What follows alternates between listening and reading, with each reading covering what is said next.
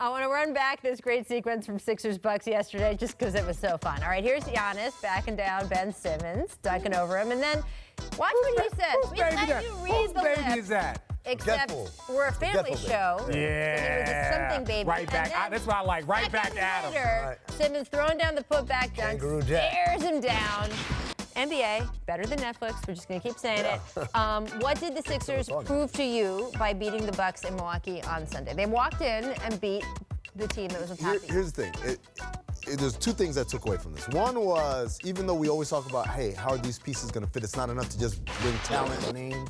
They've got to fit together. But every once in a while, you got a game like that where Embiid's got to go, and then fourth quarter, oh, yeah, there's Jimmy Butler. Yes. Put him in pick and roll, put him ISO, right. And he could put a nail in the coffin. So that's one thing. But the other thing I took away from it, and this is interesting, because I saw my buddy Mo Daco talk about this on Twitter. If you're going to beat the Bucks, you got to go 2004 Pistons on them. And what I mean by that is in the 2004 finals, the Pistons said, we're going to guard Shaq one-on-one. He's going to average 75 points a game. Right. We don't care. Right. Everyone else is going to get held in check. And that's what the Sixers did. They said, we'll go one-on-one coverage with Giannis, and Giannis is going to get his and dunk on people and call people forgetful babies. But no one else is going to get off, and that's kind of a formula to beat them, or at least that's the best thing I can think of at this point. See, I think that they're a great team. So over 82 games, the Sixers or the Bucks? The Bucks. They're a great team, but we know this: the playoffs are star-driven, right? Giannis had 50 and they lost, right? Now, imagine if Giannis would have only had a pedestrian 36, right? They would have lost by double digits, right? Oh. So I'm just saying, in that. To Amin's point, if he had a pedestrian 36, the other guys maybe would have contributed more. I don't know. I'd have to go back and look at the advanced stats on this. To me, it felt like in watching this game, just some of their the other guys' shots weren't falling. I'm not sure how contested they were. The looks weren't as good. You thought that they was all contested? Because they went one-on-one coverage. Right. Stay home. Yeah. When all that drive, if he can lead the NBA in dunks and do all of their stuff. But for Giannis, that's the issue. You know that Joel Embiid can have an off night, and Jimmy Butler can get going. Well, no, that's what I'm saying. Ben Simmons, and you got a lot of guys, and I'll say this: Chris Middleton, very good player. Brogdon's going to be out.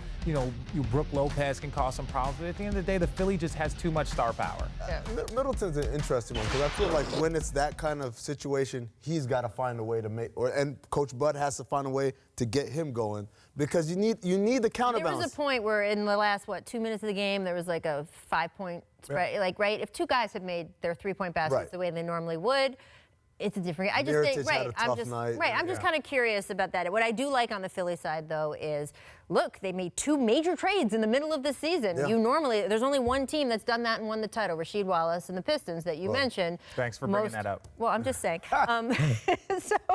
But that it's hard. The reason why they're the only team that's done it is that it's hard. So the fact that they are starting to sort of figure out, you mentioned the fourth quarter, that has not worked out all the time for them in these last month or so, and this seems like they figured something out a little bit there.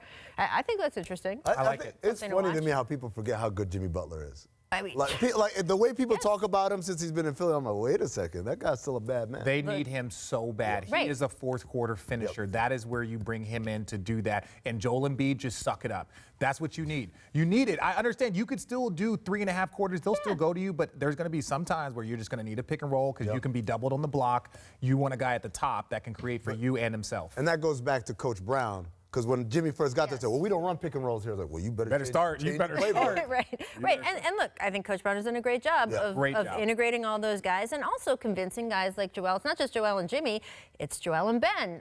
Brett Brown was on Zach Lowe's podcast this week talking about that he sat the two of them down in their office and in his office and said, you guys need each other. And you're going to be playing with each other for a long time, so get used to it.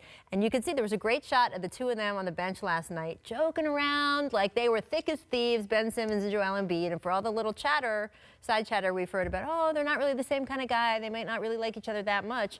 They like each other now, at least on the court, and that's really all you need. All that matters. And when you talk about you see that integration, I think that's go back to the Bulls. Dennis Rodman was a different bird, right? But they needed him. They needed him. Tony and Pippen and when you had this this team. They were all different personalities and different things, but they knew that they all needed each other to be successful. And I think that's something that these guys need to embrace because these opportunities don't come along very often. Yes, to have this much talent in one place, absolutely, and they will have decisions to make this summer. Let's talk about the Bucks side, though, with Malcolm Brogdon. Richard referred to this. He's expected to miss 6 to 8 weeks. Minor plantar fascia tear in his right foot, league sources telling ESPN. However, there is optimism he could return closer to the 6-week mark. So look, this is a team, RJ, that's had great health this season. So does the fact that they are now going to be missing a piece up through the beginning of the playoff run. Look at that. What does that tell you? This is what I'll say this. We talked about an appetizer, right? We talked about an appetizer for the Clippers being an appetizer for whoever they're going to play. They're a great matchup because they will prepare you for the run that you need.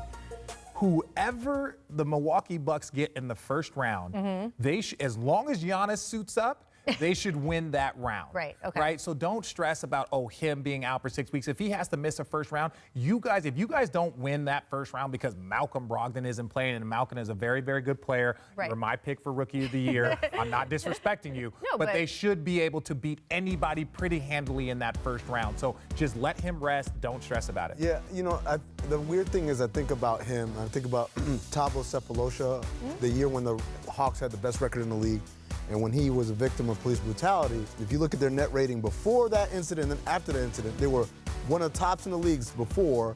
After he got hurt, they were literally break even. They were maybe outscoring opponents by maybe a point. Yep. And so no one would think of Thabo Sefolosha as like, he's got to be out there. By the way, Malcolm Brogdon's name on that list is I love his game. He's so important to them, not only offensively, but also defensively. He's a big switchable guard. I wonder what kind of impact not having him out there is. Having said all that, Richard is right. If you can't beat Miami or Charlotte, whoever's the 8th seed at that point, then come on now. All right.